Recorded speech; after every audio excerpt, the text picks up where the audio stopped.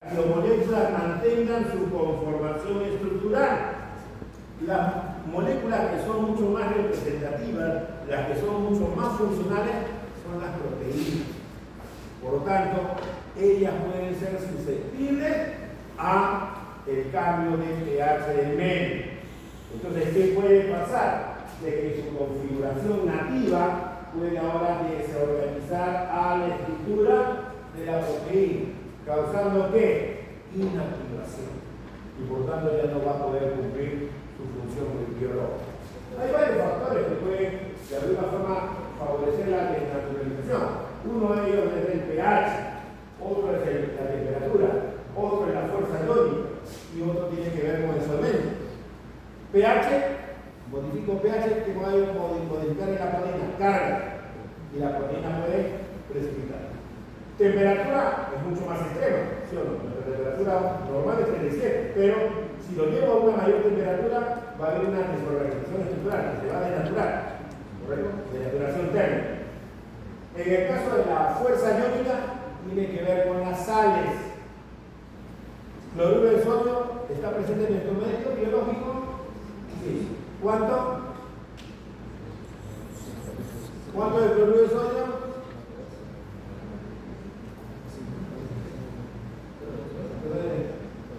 Si no saben, le van a poner cualquier cosa y van a terminar como ese problema de cloruro de sodio. ¿Cuánto es la concentración normal de cloruro de sodio? 0,9 ¿qué? Por ciento. ¿Y 10% qué significa? 0,9. ¿Pero qué significa 0,9%? 0,9 gramos por cada decilitro o por ciento. Perfecto. Ojo, que algunos frascos de suelo fisiológico aparece como 0,9%, pero en otros aparece como 9 por mil. Sí, bueno, porcentual lo conoce, ¿no? Una bolita, una rayita, otra bolita, ¿sí o no? Pero en otras aparece una bolita y dos bolitas. Ese es gramos por mil. 9 gramos por mil es igual que 0,9 gramos por ciento. ¿Sí o no? ¿Qué quiere decir?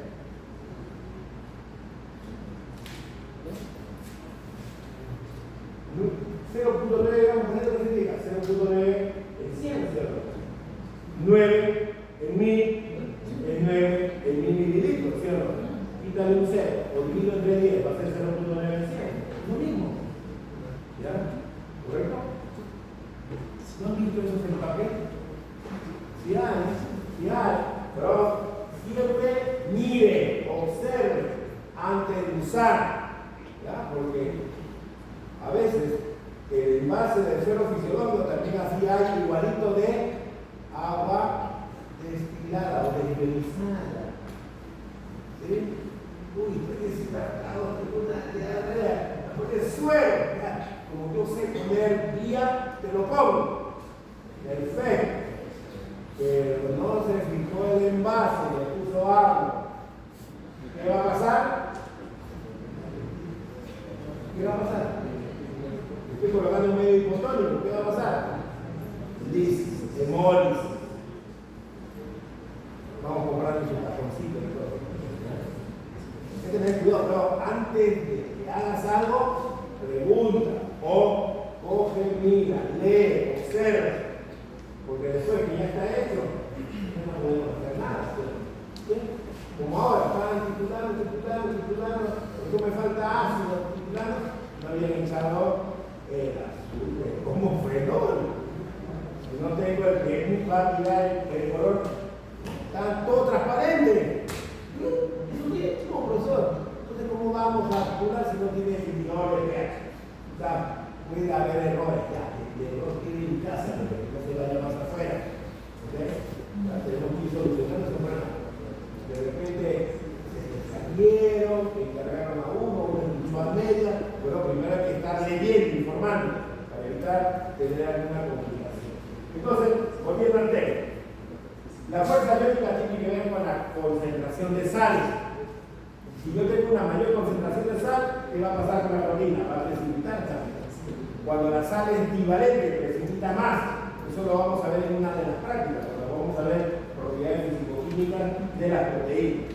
Y lo otro tiene que ver con el solvente, que modifica también la solubilidad. Y eso tiene que ver con la fuerza, perdón, con la constante dialéctrica del medio. Vamos a hacer una práctica con varios solventes, benceno, alcohol, y van a ver que la proteína va a precipitar, va a insolubilizar. ¿Pero debido a qué? A que estamos modificando la constante dialéctrica del medio. Las enzimas, acá tengo pepsina, tripsina, lixosima, son enzimas que están presentes en tu cuerpo. La pepsina es la que vamos a trabajar en la tercera semana para declarar a la lúmina. La tripsina también es una enzima digestiva que trabaja en el intestino. Y la lixosima es una enzima que está en algunas secreciones, lágrimas, moco y saliva. ¿Qué función tiene? Tiene una función antimicrobiana. ¿Por qué? Porque hidroliza al polisacárido de la pared microbiana. El otro semestre van a llevar microbiología, ¿correcto? ¿Cómo se llama el polisacárido de la pared microbiana?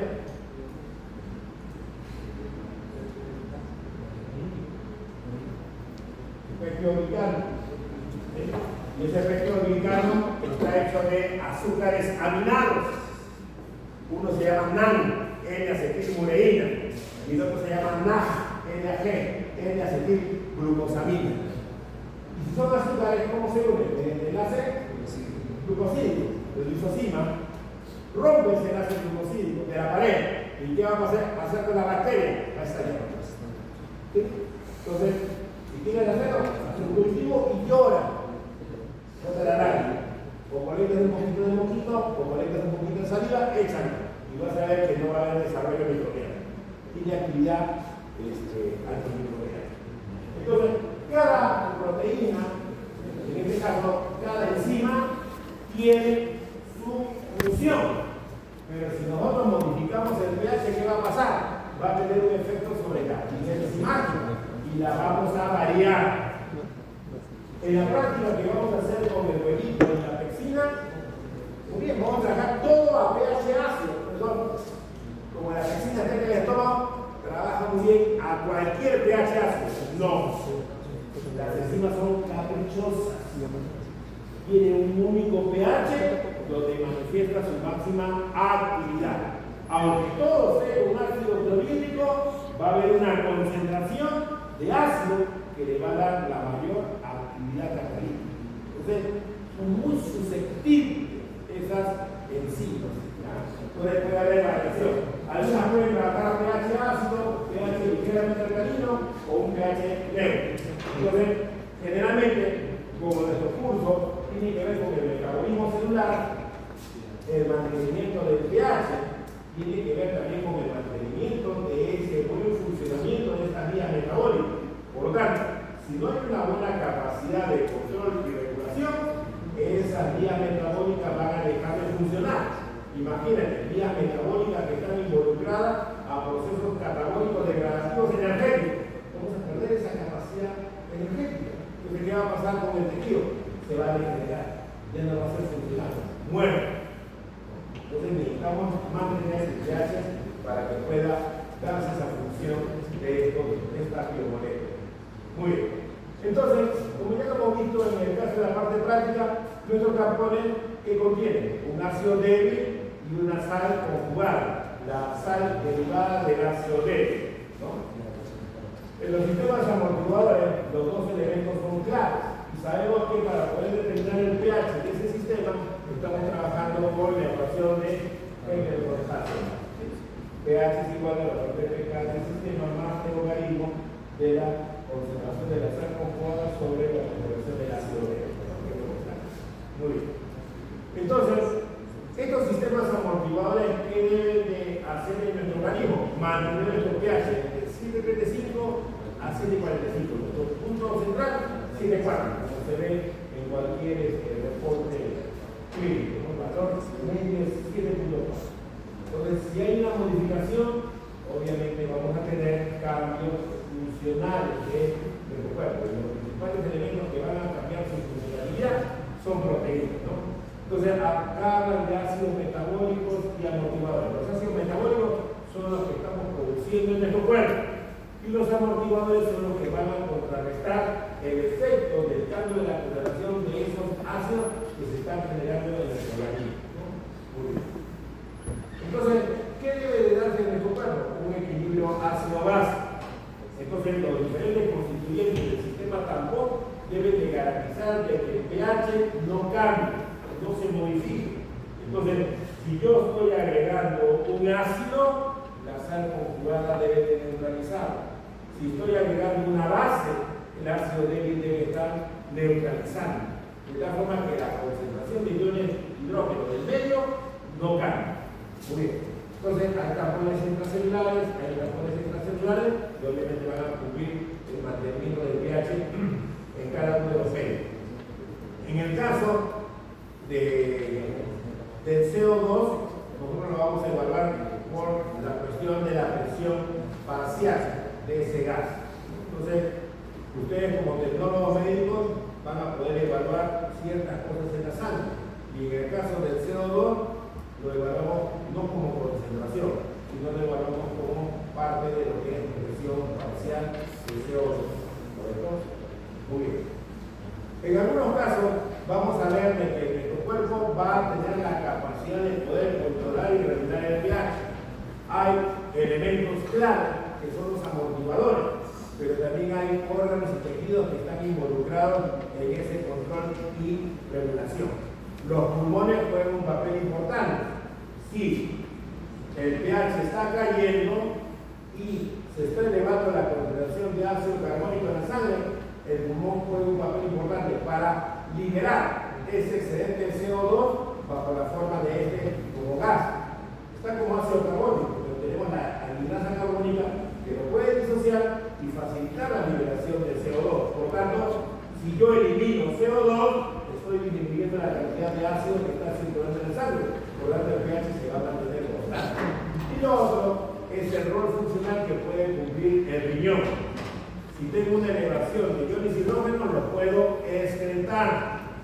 ¿Correcto? Lo puedo excretar. Ahora, en el riñón no solamente yo voto, yo puedo reabsorber. Y en el caso del riñón, hay un mecanismo de reabsorción de bicarbonato. Y recuerda que el bicarbonato tiene un efecto que contrarresta la acidez. Cuando tengo acidez estomacal, que tomo sales, ¿no?, efervescentes que van a neutralizar ahí. Pero esa sal, ¿qué es? Carbonato, bicarbonato de sodio. Lo tomo y el bicarbonato, ¿qué hace? Neutraliza al ácido. Es una sal alcalina. El bicarbonato y el carbonato de sodio son sales alcalinas, por lo tanto me pueden facilitar la neutralización de los ácidos que se pueden estar generando en mi cuerpo. Entonces, el riñón tiene la capacidad de poderlos reabsorber. Ahora, va a depender si ese riñón está funcional o no. Si mis pulmones están dañados o mi riñón está dañado, pierdo esa capacidad funcional de estos órganos para el mantenimiento del pH. Y quedaría solamente en función a la concentración de los sistemas amortiguadores que tengo de tipo inorgánico orgánico para mantener el pH, ¿no? Ambos sistemas funcionan juntos, pero si falla uno de ellos, puede darse el cambio de pH en el medio, ¿no? Entonces, nuestra primera defensa, ¿quiénes son? Los amortiguadores fisiológicos. ¿Quiénes son? Como se había indicado, el tampón bicarbonato, el tampón fosfato y nuestros amortiguadores de origen proteico. Proteínas de la sangre y también está metida ahí la hemoglobina, ¿no? Pero también vamos a tener los sistemas que corresponden a la fragmentación de órganos y tejidos, ¿no? Entonces, de lo que estábamos mencionando, el CO2 se puede combinar con el agua y va a formar ácido carbónico. El ácido carbónico es un ácido débil, por lo tanto se puede disociar y va a generar iones bicarbonato y iones protones. Por lo tanto, acá hay un valor de pK, porque es un sistema de disociación de un ácido débil, ¿no? Entonces, ¿quién es el ácido débil? El bicarbonato. Perdón, el ácido carbónico. ¿Quién es la sal conjugada? El bicarbonato, ¿no? Ese es nuestro sistema molecular. Entonces, si en el medio biológico hay generación de ácidos, la sal conjugada, ¿qué va a hacer? Lo va a neutralizar. Y al neutralizar, lo que va a formar ácido carbónico. Y este ácido carbónico, como es un ácido inestable, va a liberar CO2.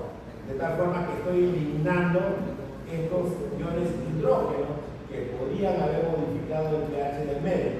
Todo lo contrario, si hay un proceso de alcalosis, entonces este ácido carbónico lo va a neutralizar y por lo tanto va a formar más de bicarbonato y se solucionó el problema del cambio de pH.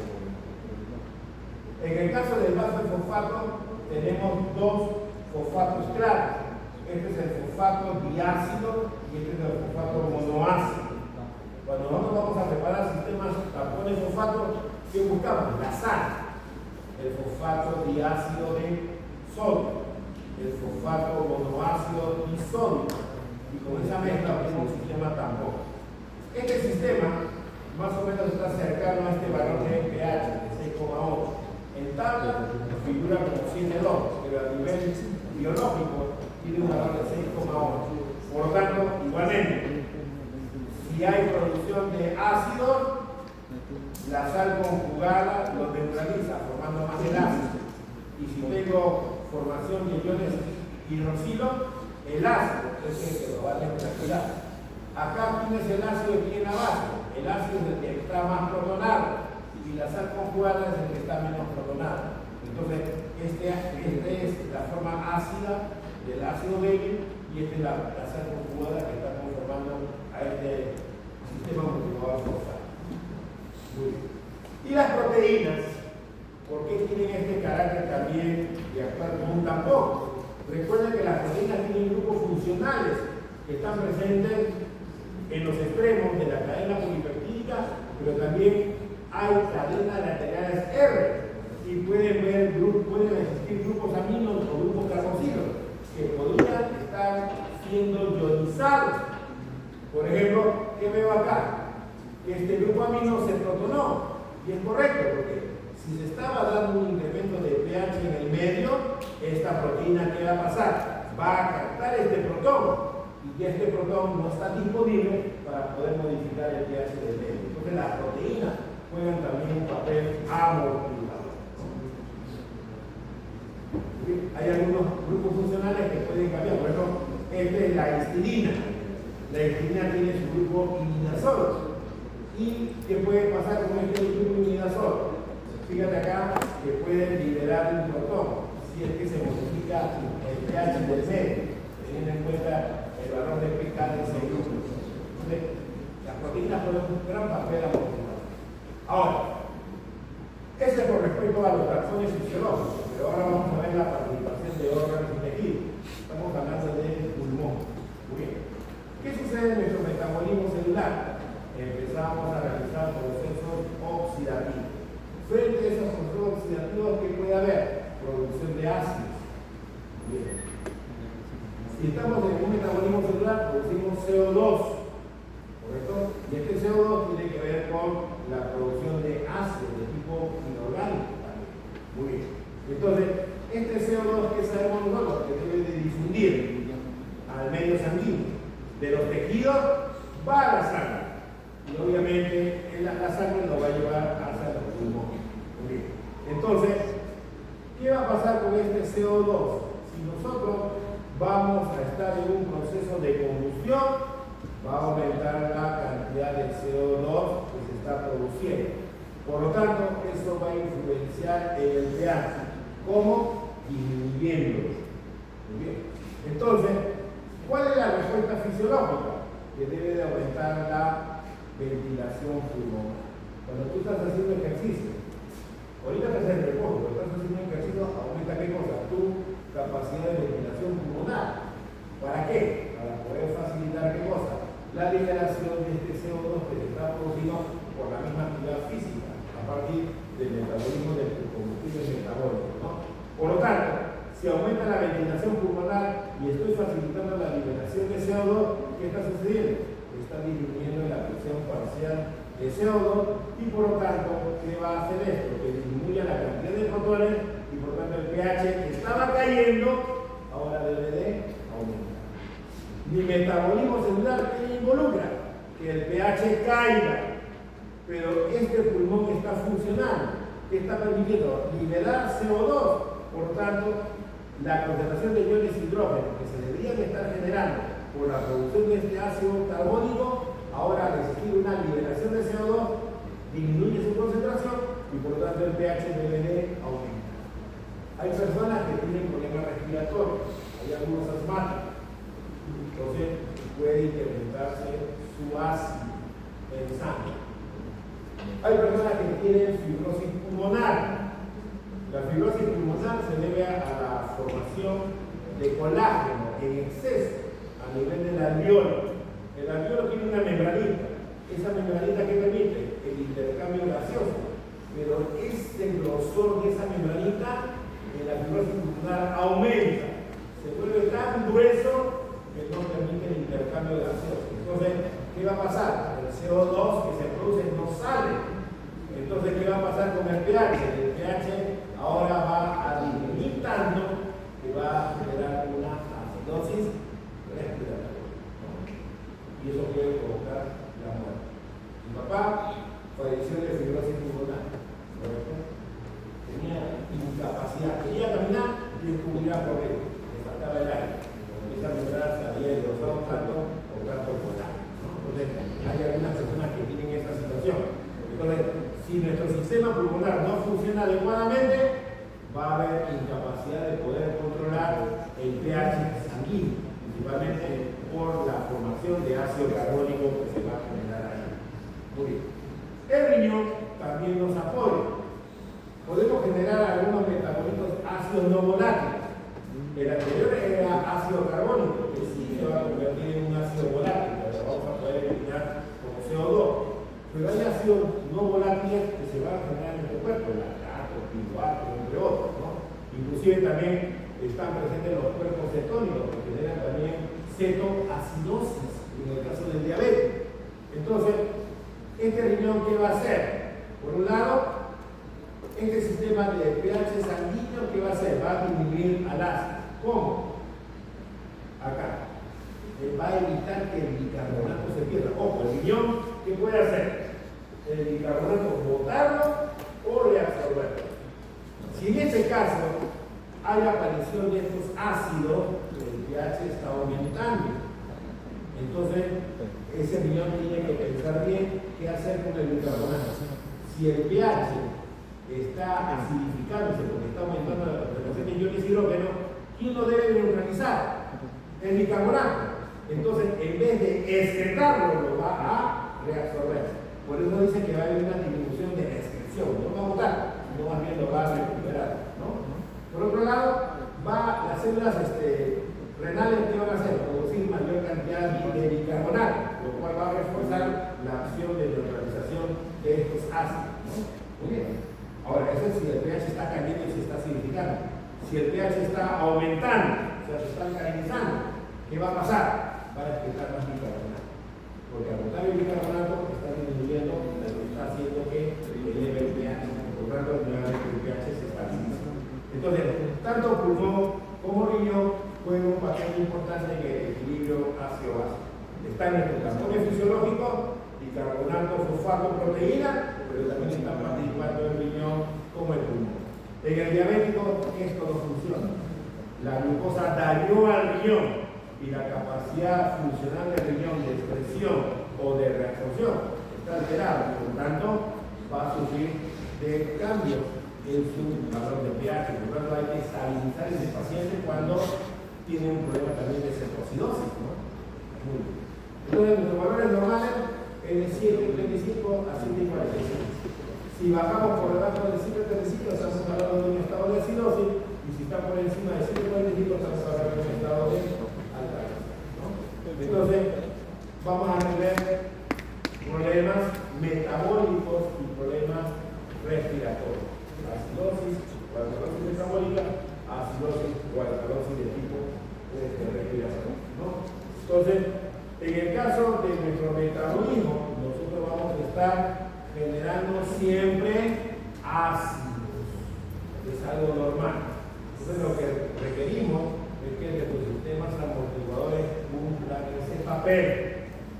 Y fíjate, las proteínas es clave para eso. Si tengo una persona que es nutrida, obviamente también eso va a influir en la cantidad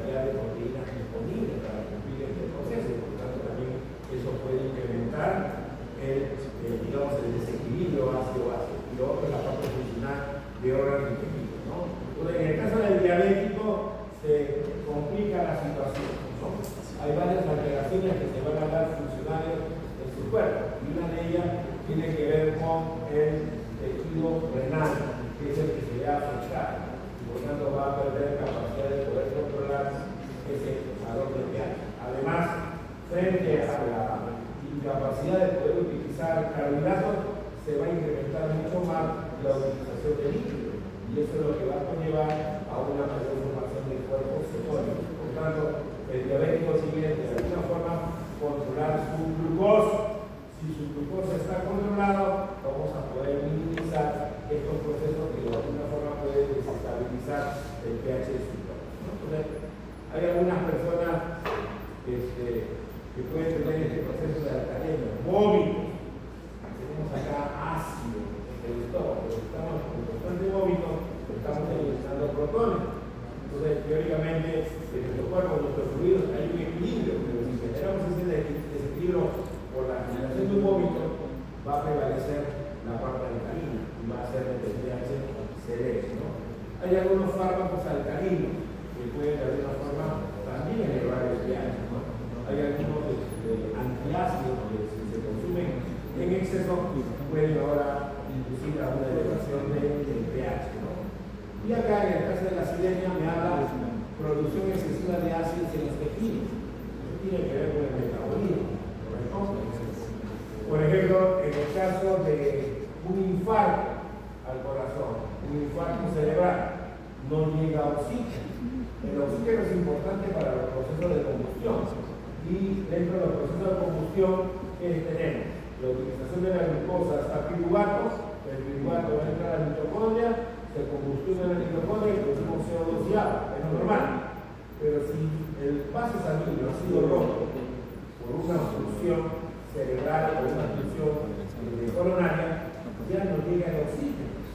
Entonces ya el proceso de combustión aeróbico no se va a dar. Y si no hay algo aeróbico, vamos a tener que activar el proceso anaeróbico, ¿cierto? Y frente a esta falta de oxígeno, ¿qué va a pasar? La formación de ácido foliato.